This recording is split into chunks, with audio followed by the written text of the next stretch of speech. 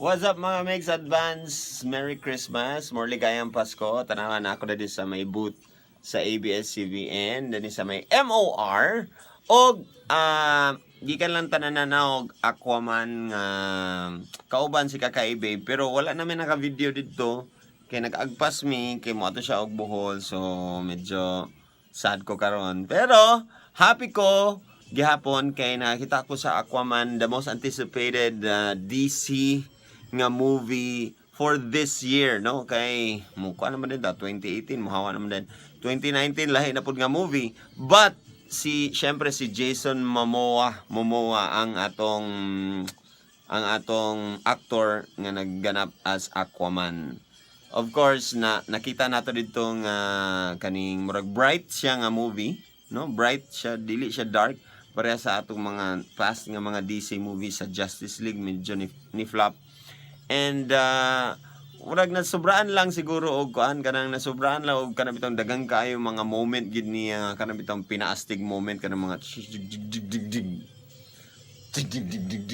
kanang mga yana bitong nga mga moment, kanang iyang sumbago ng kuan, iyang kunta tapos mo ana din siya kana murag nasubraan lang ko. Pero so far so good, no? Rating nako mga butang na to mga 8 or 9 out of 10. And siguro nakoy tulo ka buok nga facts nga akong maingon sa inyo. Ang usara ani ang tinuod, ang duha bakak hinimo lang nako. Number 1, makita nimo si Batman. Makita nimo si Batman sa movie nga Aquaman.